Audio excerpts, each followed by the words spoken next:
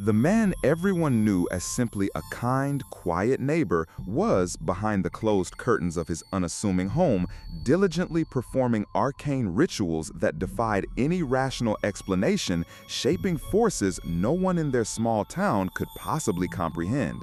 For years, Mr. Silas Blackwood lived a life of unremarkable pleasantries, his hedges always trimmed, his smile always polite, embodying the very essence of the friendly neighborhood ideal. A stark contrast to the dramatic, larger-than-life heroics of a Spider-Man, whose own neighborhood watch is decidedly more action-packed. Silas was the quiet constant, a man who'd offer a wave, perhaps a freshly baked cookie, and then retreat into the comforting anonymity of his ordinary existence. But the deeper we dig into the obscured histories housed within the unseen archive, the clearer it becomes that behind the most innocuous facades, secrets fester, and silent devotions can twist into something truly chilling.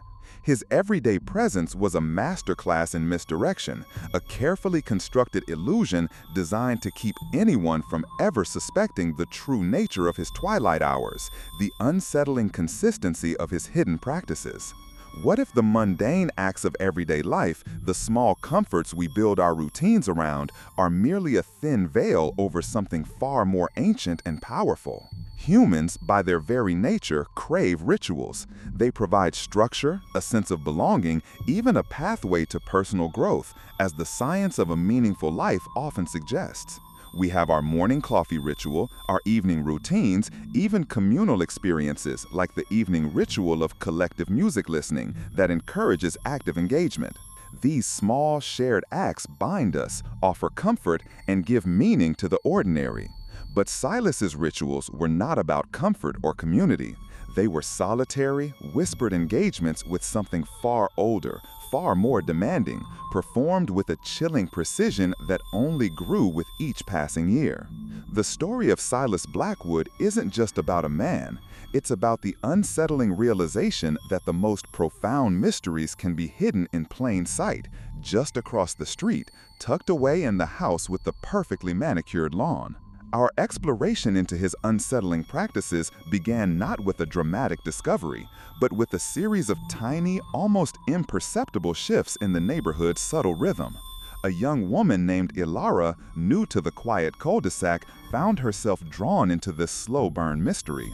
She had moved in seeking tranquility, tired of the relentless city pace, hoping for a life where the biggest drama was a misplaced package or a late-blooming rosebush. Her initial interactions with Silas were exactly as one would expect: a warm welcome, a slice of apple pie, and a genuine offer of help with her moving boxes. He seemed a gentle soul, perhaps a little eccentric in his quietude, but utterly harmless. Ilara even found herself thinking he was the quintessential friendly neighbor, the kind of person who reminds you why small towns still hold a certain charm. She saw the daily newspaper delivered, the garbage cans put out precisely on time, the occasional trips to the grocery store. Everything about Silas screamed normalcy, yet an undercurrent, a faint discordant note, began to prickle at her senses. It started innocently enough with the sounds. Not loud sounds, nothing overt, more like faint murmurs carried on the night air, too low to be distinct words, too rhythmic to be casual conversation. They would begin precisely at 11 past midnight, always. At first, Ilara dismissed them as her imagination, the creaks and groans of an old house settling, or perhaps the wind playing tricks. But the regularity was what eventually caught her attention. Every night, without fail, between 11 past midnight and roughly 1:45, a soft, chanting cadence, almost a hum, that seemed to emanate from Silas's back garden. She tried to rationalize it, thinking perhaps he was an amateur astronomer with a strange passion for late-night sky gazing, or maybe he practiced some obscure form of meditation. We often try to fit the unusual into familiar boxes to soften the edges of the truly bizarre, because facing the unknown can be far more unsettling than any rational explanation. Then there were the scents. Not the pleasant aroma of baking bread or freshly cut grass that usually wafted from this property during the day. At night, it was different. A metallic tang, sometimes reminiscent of damp earth after a long rain. other times a cloying sweetness that made her stomach turn. One particularly muggy summer night, the smell was so potent, so deeply unsettling, that Alara couldn't sleep. It hung in the air, heavy and thick, like a forgotten memory trying to break through. She peered out her window, past her own carefully curated garden, towards Silas's yard.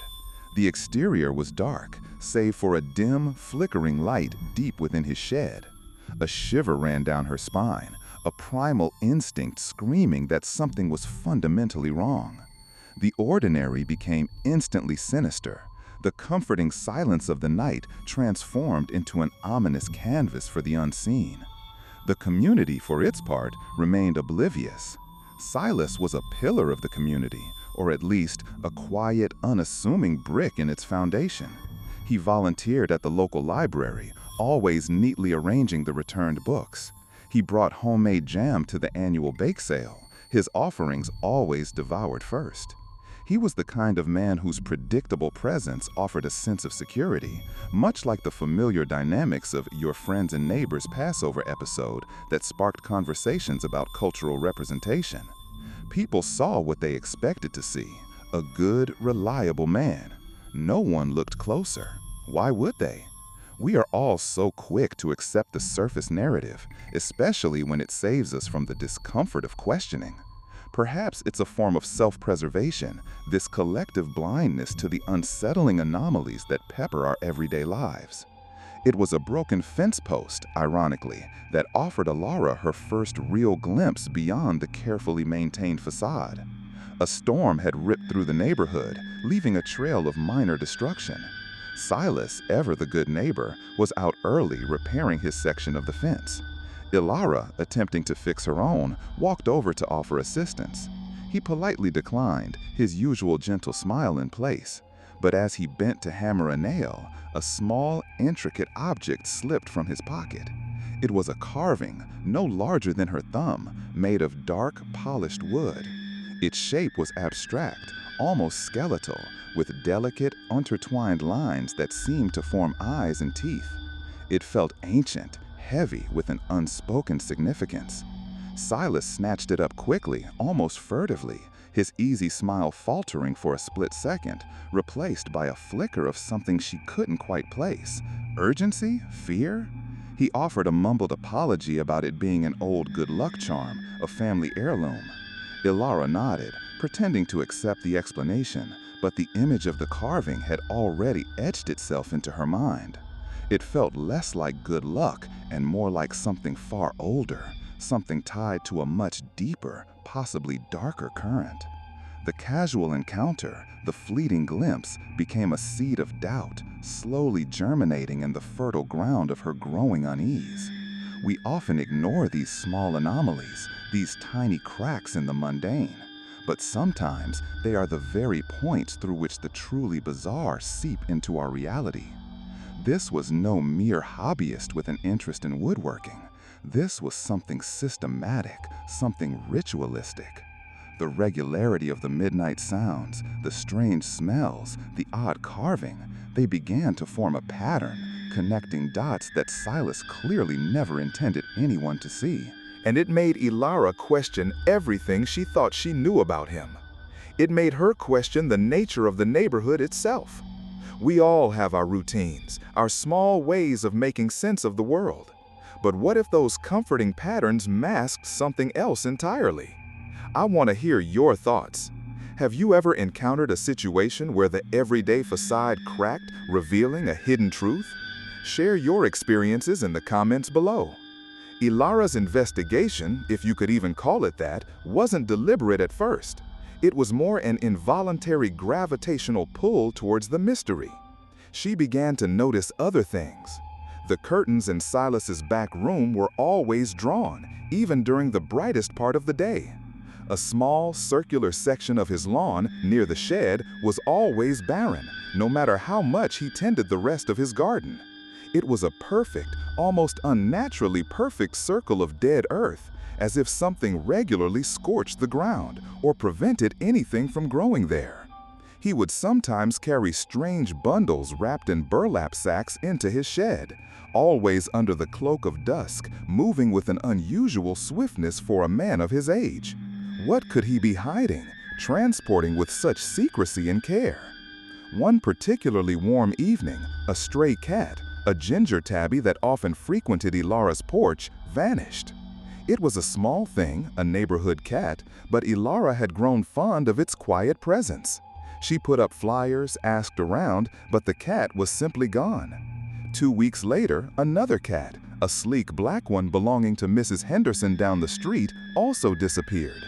Then a third. A subtle unease began to ripple through the neighborhood, a quiet concern about coyotes or perhaps a new aggressive dog. But Ilara couldn't shake the feeling that it was connected to Silas, to the barren circle in his yard, to the strange bundles. It felt like a growing dread, a firebreak of ordinary assumptions being breached, much like the maddening and manipulative thriller that sees a little girl lost in a wildfire, the sense of normalcy burning away, leaving vulnerability. She started staying up, forcing herself to listen intently during those late-night hours. The humming intensified, sometimes joined by what sounded like a rhythmic tapping, almost like a drum beat, but softer, more hollow. There was a sense of profound focus emanating from his property, a singular devotion to whatever he was doing. It wasn't the sound of someone performing a casual ritual for personal comfort. It felt ancient, practiced, and deeply meaningful, but not in any way she could comprehend. The true meaning seemed to lie just beyond the threshold of her understanding, tantalizingly out of reach, yet undeniably present. One evening, driven by an unshakable compulsion, Ilara decided she had to see. She waited until the neighborhood was completely dark, the moon a sliver in the sky. Armed with nothing but her phone flashlight and a racing heart, she crept through her backyard, pushing aside her own rose bushes, until she reached the crumbling old stone wall that separated her property from Silas's. She could hear the faint, insistent hum, stronger now. Carefully, quietly, she peered over. What she saw wasn't what she expected, and yet it confirmed every chilling suspicion that had been growing within her. In the center of the barren circle, surrounded by flickering candles, Silas knelt. He was wearing a plain, dark robe, unlike anything she'd ever seen him in. Before him, on a makeshift altar fashioned from an old wooden crate, lay a small, dark bundle. As he chanted, his voice a low, guttural murmur, he unrolled the bundle. It was the skin of an animal, carefully stretched and prepared, still glistening with something wet. And on it, painted in a dark, viscous substance, were symbols that mirrored the carving he'd dropped, but larger, more complex, swirling with an unsettling symmetry. One evening, driven by an unshakable compulsion, Ilara decided she had to see. She waited until the neighborhood was completely dark, the moon a sliver in the sky. Armed with nothing but her phone flashlight and a racing heart, she crept through her backyard, pushing aside her own rose bushes, until she reached the crumbling old stone wall that separated her property from Silas's. She could hear the faint, insistent hum, stronger now. Carefully, quietly, she peered over. What she saw wasn't what she expected, and yet it confirmed every chilling suspicion that had been growing within her. In the center of the barren circle, surrounded by flickering candles, Silas knelt. He was wearing a plain, dark robe, unlike anything she'd ever seen him in. Before him, on a makeshift altar fashioned from an old wooden crate, lay a small, dark bundle. As he chanted, his voice a low, guttural murmur, he unrolled the bundle. It was the skin of an animal, carefully stretched and prepared, still glistening with something wet. And on it, painted in a dark, viscous substance, were symbols that mirrored the carving he'd dropped, but larger, more complex, swirling with an unsettling symmetry. One evening, he took a small, ornate knife and made a precise incision into the skin, not savagely, but with deliberate, ritualistic grace. A thin wisp of smoke, a darker color than the candlelight, rose from the cut. Ilara froze, her breath catching in her throat, a cold knot of terror forming in her stomach. This wasn't some benign meditation. This wasn't a family heirloom or a quirky hobby. This was something else entirely. She instinctively pulled back, ducking below the wall, her heart hammering against her ribs. The metallic smell was overwhelming now, coupled with a faint, almost indescribable odor of something burning that was not wood or wax. She fled back to her house, locking the doors, pulling the blinds, trying to erase the image from her mind, but it was too late. The curtain had been pulled back, and the reality was far more disturbing than any fiction. The next morning, everything was back to normal. The barren circle was still there, but the candles, the altar, the robe, all gone. Silas was out watering his petunias, whistling a cheerful tune, his usual friendly smile in place. But Ilara could no longer see the innocuous neighbor. She saw the man in the robe, the knife, the strange symbols. And the animals, the missing cats, suddenly made a horrifying kind of sense. He wasn't just performing rituals, he was performing sacrifices. The realization sent a fresh wave of nausea through her. This wasn't about personal growth or comfort. This was about power, or perhaps a desperate plea to something ancient and hungry. The archives reveal that such clandestine practices are not as rare as we might wish to believe. Throughout history, ordinary people have engaged in extraordinary, often horrifying rituals driven by belief, fear, or a desperate desire for control. The mundane veneer of civilization often hides a primal undercurrent, a friendly neighborhood resistance to the accepted order of things, a secret society of one defying the logic of the modern world. Silas wasn't an isolated anomaly. He was a contemporary echo of an ancient tradition, twisted and reborn in suburbia. His carefully cultivated normalcy was the ultimate shield, allowing him to operate unseen, unheard, and unquestioned. Ilara found herself in an impossible position. Who would believe her? How could she explain what she had seen? The gentle, apple pie baking Mr. Blackwood, a practitioner of dark rites? It sounded like the ravings of a madwoman. The very unlikelihood of it was his greatest protection. She couldn't go to the police. What evidence did she have beyond a terrifying glimpse over a garden wall? The truth, sometimes, is too bizarre to be believed, too unsettling to be acknowledged. This wasn't a thriller she could stream or skip. This was real life, happening right outside her window. She began to search, not for evidence to prove Silas's guilt, but for understanding. What kind of rituals were these? What did the symbols mean? Her late nights, once spent trying to ignore the sounds, were now dedicated to online research, sifting through ancient texts, forgotten mythologies, and whispered occult histories.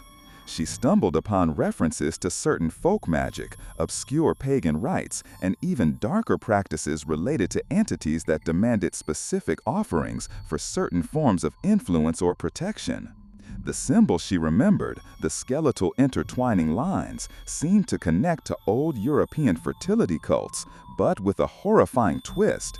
Not for growth, but for something else entirely. Something that spoke of stagnation, of a slow, inevitable decay of rival forces.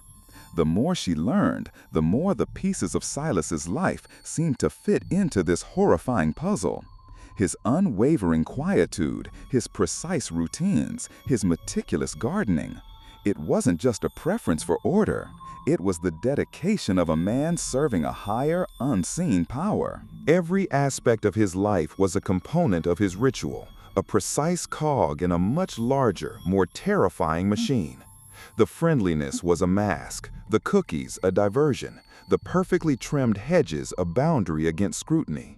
He was not just a practitioner, he was a high priest in his own private, terrifying church. One day, Ilara noticed a small, almost imperceptible wilting in her prize-winning rosebush, a variety Silas had praised just weeks before. A single, perfect bud, just about to bloom, withered and died overnight, while the rest of the plant remained healthy. Then, her new car, which had been running perfectly, developed a strange, persistent knocking sound that no mechanic could diagnose. Small, inconvenient things at first, but they started piling up. Her favorite mug shattered in her hand for no reason. Her internet connection became frustratingly intermittent. Each tiny misfortune felt like a subtle encroachment, a creeping shadow. Was it just bad luck? Or was it something more insidious? Was she being targeted? The feeling of being watched intensified. She would catch glimpses of Silas in his garden, his gaze seemingly distant, but she felt his eyes on her, a silent acknowledgement of her awareness. There was a subtle shift in his demeanor, a faint, almost imperceptible hardening around his eyes. The friendly mask was still there, but beneath it, she felt a cold calculation, a predator's patience. The very air around her seemed to thicken with a silent threat, a psychological pressure that was slowly, subtly eroding her sense of safety. She was caught in his web, not as a victim for sacrifice, but as an observer who had seen too much. She began to document everything, not just what she saw, but what she felt. The dates of the vanished animals, the patterns of the sounds, the peculiar smells, her own small misfortunes. It was a desperate attempt to find a logical thread, a way to make sense of the irrational, to prove to herself that she wasn't losing her mind. She even started taking pictures of the barren circle in his yard, noting any minute changes, the way a desperate archaeologist might meticulously document an ancient alien site. The danger wasn't just physical, it was existential. What happens when the world you thought you knew cracks open to reveal a truth that defies every rational principle? The true stories, the ones that reshape our understanding of what's possible, are often the hardest to find, hidden away in forgotten corners. If uncovering these obscured histories and chilling mysteries fuels your curiosity, make sure you're subscribed to the Unseen Archive. It's how we keep these strange truths from fading into oblivion. Then came the night of the full moon. Ilara had marked it on her calendar, a date that had taken on an ominous significance. The humming from Silas's yard was louder, more fervent than ever before. There was a desperate energy to it, a frantic undertone she hadn't heard before. She knew, with an awful certainty, that this was going to be different. This wasn't just a regular ritual. This was something important, a climax. She debated whether to stay inside, to ignore it, to try and pretend none of it was real. But the morbid curiosity, the desperate need to understand, to witness the full horror, pulled her back to the wall. This time, Silas wasn't alone. Another figure, cloaked and hooded, stood opposite him across the barren circle. It was a tall, slender person whose gender Ilara couldn't discern. They stood perfectly still, a silent sentinel. The altar was larger now, piled with objects Ilara couldn't identify in the dim light, but she recognized the glimmer of polished wood and the dark, glistening sheen of something organic. The chanting was no longer a hum, it was a rhythmic incantation, growing in intensity, almost a shout, echoed by the second figure. The air crackled with a palpable energy, a raw, primal force that made the hairs on Ilara's arms stand on end. Then, Silas produced a small wooden cage. Inside, huddled and trembling, was a tiny, whimpering creature, a puppy. Ilara's breath hitched. This wasn't just about missing neighborhood cats anymore. This was a step further, a line irrevocably crossed. She felt a surge of pure, unadulterated rage mixed with utter despair. She wanted to scream, to run, to intervene, but a terrifying paralysis held her captive. Her muscles wouldn't respond. The sheer, overwhelming wrongness of what she was witnessing had rendered her immobile. The world narrowed to the ritual, the two cloaked figures, and the innocent creature. The second figure raised a hand, making a complex gesture above the puppy. A sudden, piercing shriek ripped through the night, not from the puppy, but from the cloaked figure, a sound of raw pain and desperate invocation. The puppy went silent, its tiny body collapsing within the cage. Silas then plunged his hand into the animal skin on the altar, pulling out a handful of the dark, viscous substance, and began to paint the symbols onto the ground, connecting the candles in an intricate web. The air grew heavy, difficult to breathe, filled with a metallic tang and an acrid burning smell that made her eyes water. The symbols glowed faintly, a sinister phosphorescent light that pulsed with the rhythm of their chants. Ilara couldn't watch anymore. She stumbled back, blindly navigating her own yard, a silent scream trapped in her throat. She locked herself in her bathroom, turning on the faucet full blast, burying her face in her hands, trying to wash away the images, the smells, the sounds from her mind. But they were seared into her consciousness, a permanent scar. The friendly neighbor, the quiet man with the apple pie, was a monster. The tranquility she had sought in this quiet cul-de-sac had become a nightmarish prison. The walls of her own house offering little protection from the horror she now knew existed next door. The true nature of Silas Blackwood's rituals had been revealed, and it was far more terrifying than she could have ever imagined. The sense of vulnerability, like the little girl lost in a wildfire, was overwhelming as her secure world burned down around her. The next morning, the silence from Silas's house was absolute. No gardening, no whistling, no sign of life. Ilara cautiously peered out her window. The barren circle was there, but a new element had appeared. A single black feather, stark against the dead earth, perfectly centered. She never saw the second figure again. And Silas, though he eventually resumed his routines, was subtly changed. His eyes seemed deeper, darker, and his smile, though still present, never quite reached them. The mundane facade was back, but now Ilara saw the cracks, the chilling emptiness behind the friendly mask.